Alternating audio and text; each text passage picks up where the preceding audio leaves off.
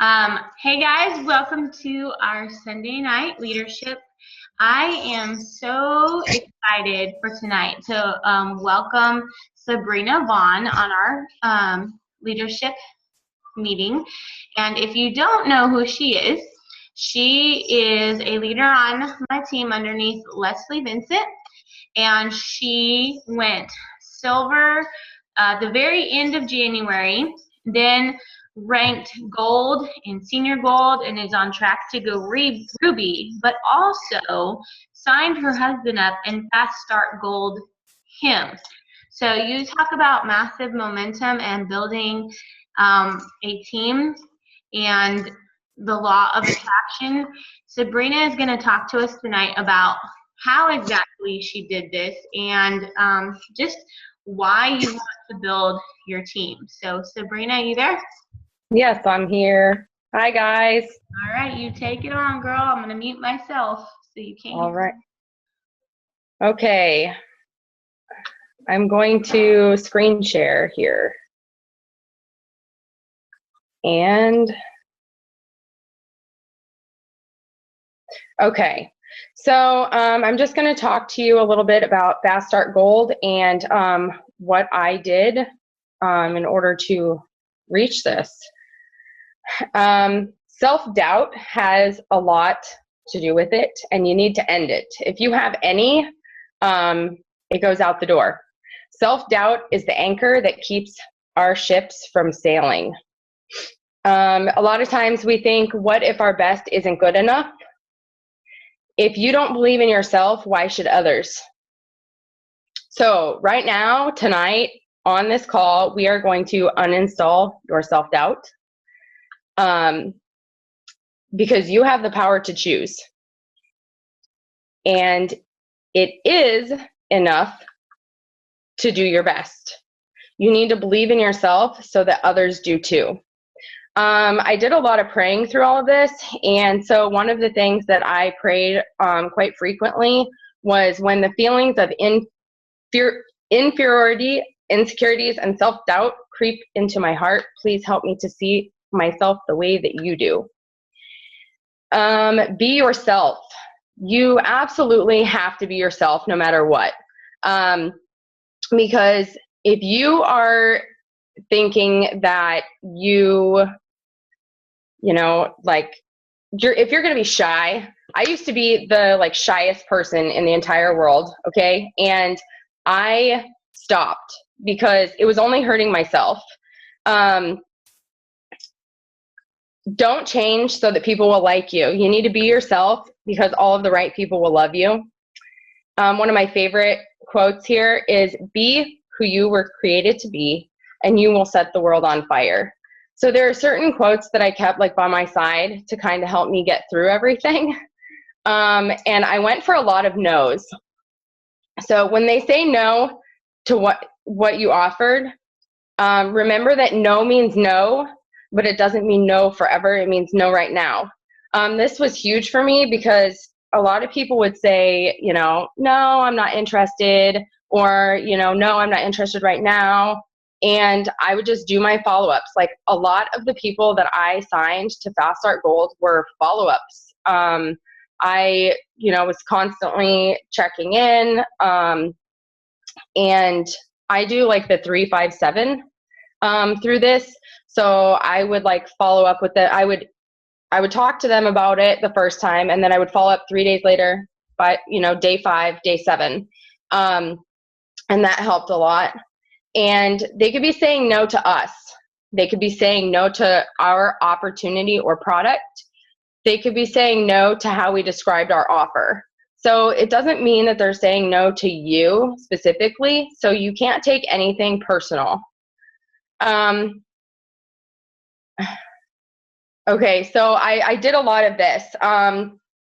When you are trying to get somebody to sign, you need to show them the consequences and the rewards of signing now or holding off. So I did not say this specific thing to anybody, but I wanted to make a night and day difference of what I was talking about. So I would be okay, it's okay to make the decision to not start now and to continue sending your kiddos to daycare. However, it's also okay to make the decision to start now. And if we work really hard together, maybe next year you'll be home with your children.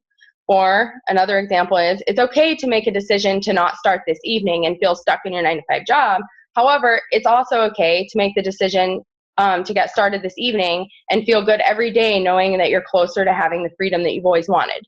So, it doesn't have to be like that harsh, but at the same time, you want to be showing them the consequences of making the decision to delay, but at the same time, you're showing them the rewards of making the decision now. Be sure that we have made the prospect feel that it is okay to say no for now. You don't want to make them feel pressured into anything. You don't want to force them into doing something that they're not comfortable with. So just if they are like, no, like just back off a little bit, but at the same time, go back to the showing consequences and rewards. Make sure that there's no pressure from us. The prospect simply starts changing now, or they can continue with his or her present life as it is. Make sure that we have stayed in rapport with people. We didn't make anyone feel bad if they didn't go with our agenda. We can continue to have a great conversation now and in the future. I always do this because, you want to make people feel comfortable. You want to make sure that they know that you're there and it's not just for business. Like, I build a lot of relationships with people. I'm constantly like, hey, how are you? If I see something on Facebook, I will message them and, tell them that I'm praying for them, or, that I'm thinking about them and stuff like that, and that I hope everything went well. Because I don't know, I like to build it up. I don't like to just have people think that they're just another number, because that's not the case. Okay, we talked about consequences and rewards. Okay, so comfort zones. I had mentioned that I was like the shyest person ever. And when I say that, I'm completely serious, because I never once would ever do anything like this, or go up and introduce myself, to somebody and then start automatically talking about my business and what I do. And so doing events and social stuff is crazy to me, that I'm actually speaking in front of people now. So bye comfort zone. This pink circle was my panic zone. I would have never done anything remotely close to reaching out to new people. I was always in my safe zone, and that's where I stayed. And this here is the learning zone. It's right outside of your comfort zone, and you don't have to push yourself so hard to where you're panicking. You can just step a foot or two out and totally roll with it, because you want to make sure that you're comfortable, but at the same time, you're stepped out enough to where you're learning new stuff. That's where the magic happens. Following up is crucial. Okay, so following up has two goals. We're creating rapport and building a relationship. We are moving the prospect forward towards a yes or no decision. They're not just standing, they're not just at a standstill. This is where fence sitters come in. You want to answer their questions as often as they ask them. I've had people who have asked me multiple questions, multiple times and some of them of the same questions, but I answered them anyways, because that's going to make them feel comfortable. I'm not going to make them feel like, okay, just scroll through the chat above. I'm going to re-answer those, and I'm going to make them feel like I'm there, because that's what I'm there for. Remember that the fortune is in the follow-up. Three-way call with an upline. If you have somebody that's fence sitting, three-way call. I like these because, if they're nervous about what you're saying, but then they have somebody who might have been there longer, or, something along the lines of that, has more information because you're just starting out, this is a great way to kind of help them on to our side. Confirm the benefits and answer questions like I talked about. Just answer them no matter how many times they ask you. Always schedule another follow-up. And if you're quitting your outreach after just a few contacts, you're making a mistake. 2% of sales are made on the first contact, and 3% of sales are made on the second contact. So, most of my people have came from like 5 contacts and out. I've had a few that were just like, all right, let's do this.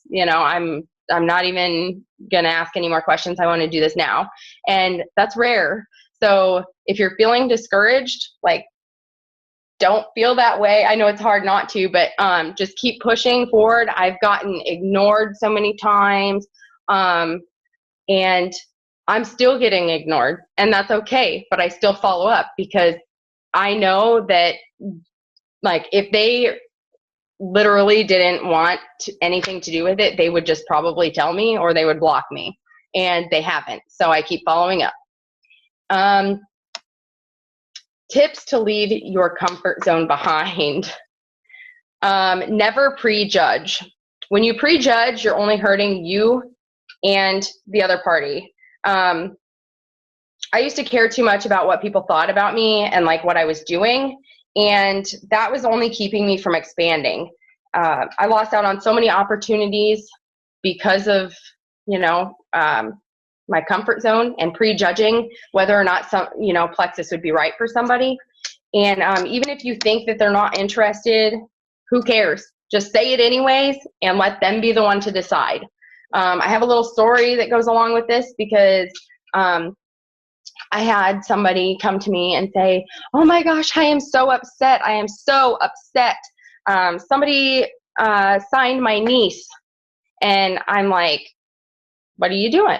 Like, why did they sign your niece, And she's like, well, I prejudged and I should have never done this.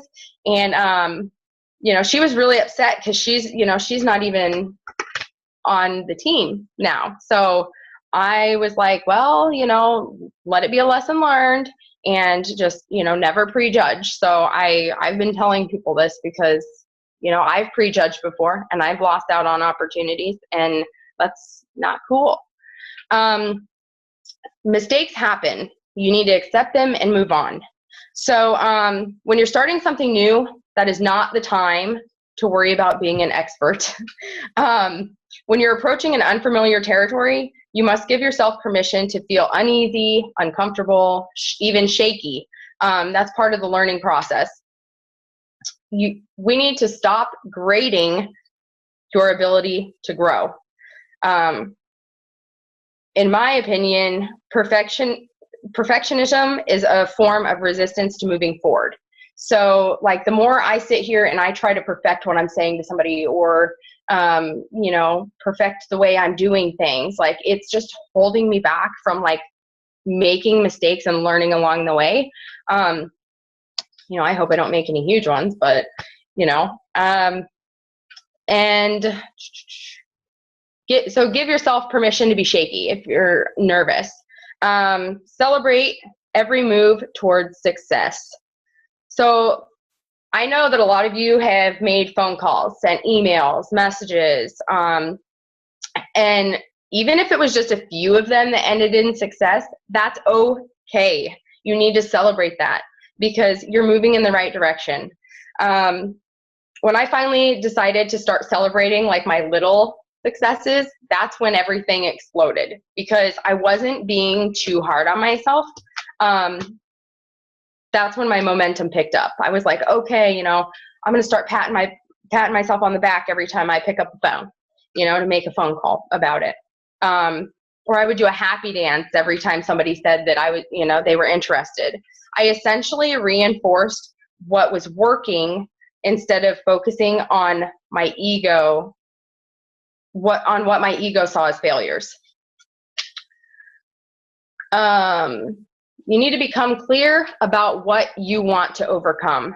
And you've got to be really specific when it comes to this. You know, are you afraid of walking up to people and introducing yourself? Are you feeling insecure about your looks? Are you afraid of being ignored? I was just out and about the other day, and I had overheard a group of probably 20-year-olds talking about how, you know, they needed to start finding another job, and then one other one says, well, I need to start going to the gym. So perfect opportunity. Okay, I was standing there, I heard it. They know I heard it because I was right next to them. So I kind of weaseled my way in, and I'm like, hey, you know, I can help you with all of that. So here's my business card. If you want to talk more about it, you know, just get a hold of me somehow. And what happened? Today, they called me. So that was awesome. I was really excited about that. But it doesn't matter where you're at. I leave business cards everywhere I go. And when I say everywhere I go, I mean everywhere I go. Like dressing rooms, anywhere. Like my kids will, like over by the baby section, beauty products. Like my boys love to, like, I'll just hand them a stack of business cards and they'll like hand them out and like lay them around places. And so that's fun for them and awesome for me. So leave them everywhere. Dare yourself.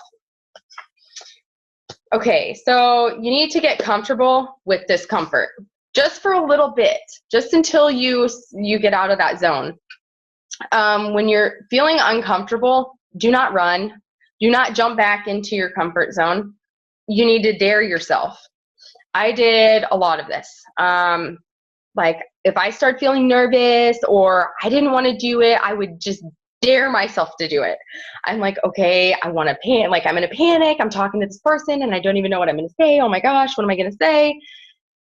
And then I'm like, I had to dare myself to stay in the conversation just a little bit longer before retracting to my comfort zone.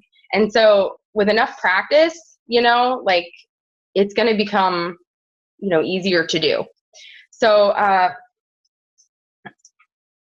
take baby steps. Like you don't have to jump in and, you know, go crazy like on your first day or your first week, you know, you don't have to like go crazy. Because jumping into it full force like that, you know, outside of your comfort zone is probably just going to overwhelm you for you to jump back in. But at the same time, you know, what if you don't try? What if you don't try?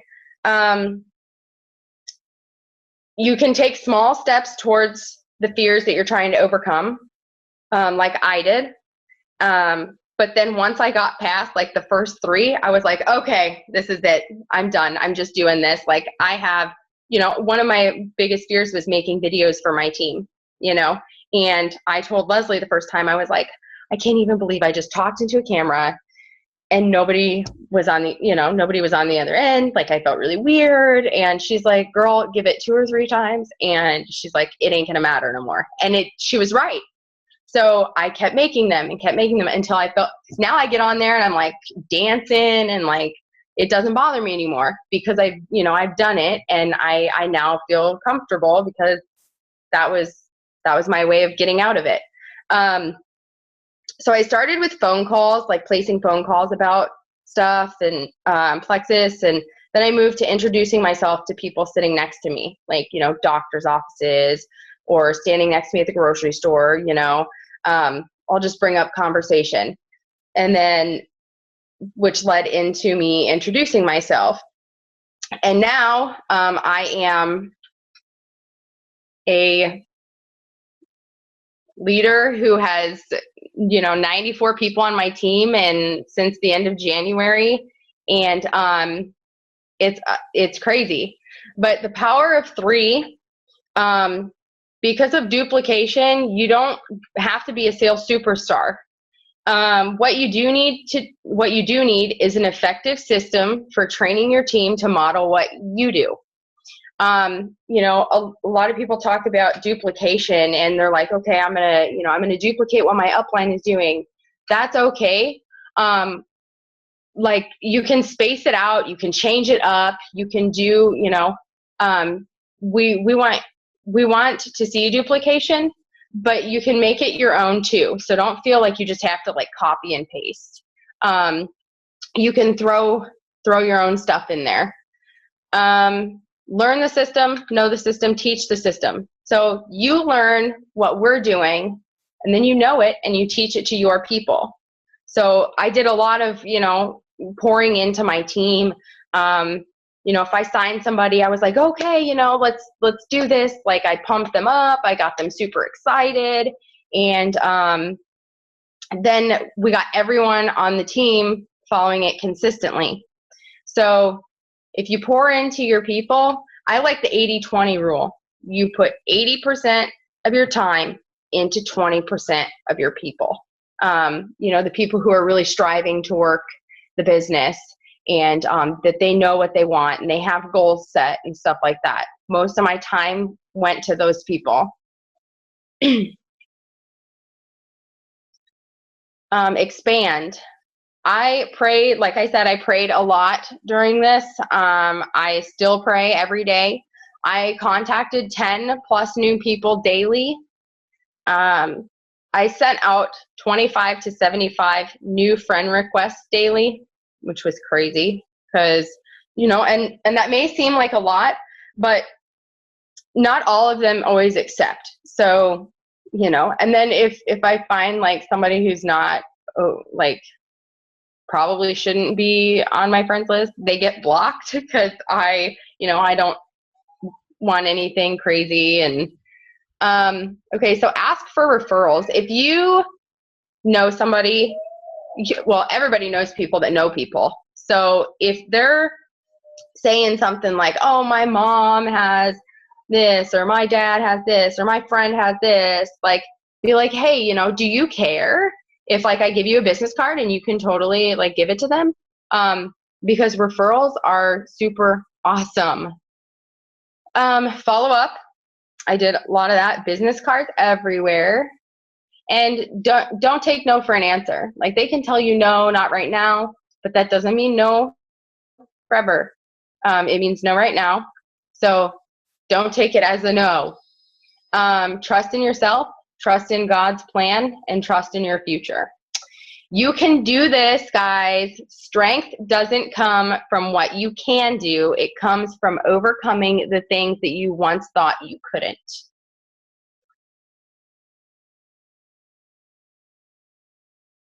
I think that is what I have for you guys tonight. Do you guys have any questions? You guys can unmute yourself if you would like, and ask Sabrina any questions that you have. Anybody? Turn your speakers up. I don't have a question, but I want to say something. Sabrina, I am so proud of you. And I want everybody to know that when Sabrina says that she was not like when she started, she is telling you the truth. She was very quiet. She was not an outgoing person. She's not somebody that I pictured was going to fast start gold. So in that, don't ever underestimate your people either. She also didn't do anything for a few months. So never underestimate your people. I'm so proud of everything she has overcome, and it is possible for you to get where she is if you believe in yourself. It is possible for your team to get where she is if you do what she said. Pour into them. Show them that you believe in them. Sometimes it's people that just don't believe in themselves, and they need to see somebody else believes in them so they get that back. That's all. I'm going to tag team on Leslie and Sabrina. Awesome. I think there were so many valuable tools in here for us. And one of the things that I said on the camp convention post with the 30-minute warning, if you've been an ambassador longer than your 30 days, don't have that mindset of, I can't fast start gold. Take to heart what you have heard tonight, what Sabrina shared with you, and pretend tomorrow's my first day. What would I do now differently than I did before? And challenge yourself and rewatch this video tomorrow as you start over. I mean, granted, you can't get the double silver and gold bonus, but you'll be growing your team and you'll be going out of your comfort zone. And so think about those things. Also, Sabrina, this is Kim. The verse that you read, or your prayer, I love that. Guys, y'all should each find something like that, a prayer, something, an encouragement, write it on a sticky and put it on your mirror that you see every morning.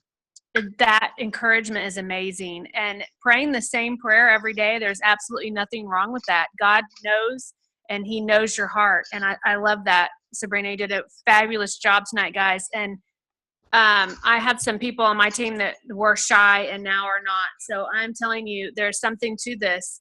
You've got to, once you step out of that comfort zone, it's all fear. And once you step out, you realize, why was I afraid? So good call. Good thing, Sabrina. I loved it. Thank you so much for sharing. You're welcome. I hope it helps, guys. Hey, Jamie, this is Denise. And this is a question I know the answer to just because I know Sabrina, but I think that it might be something that's not obvious to other people.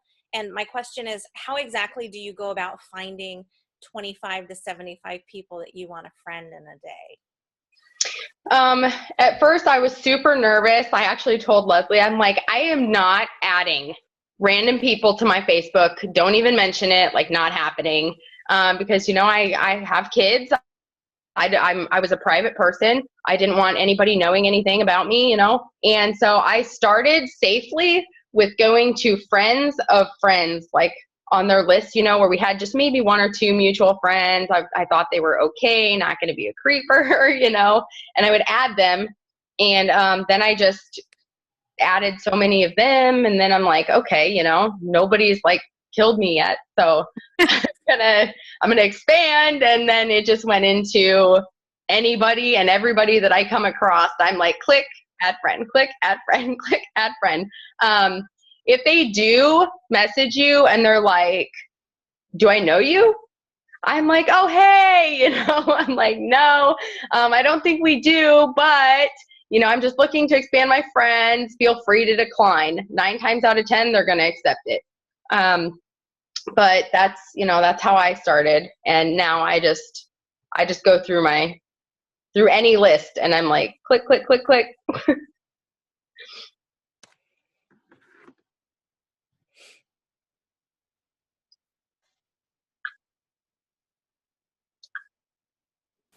Are there any other questions, thoughts, concerns?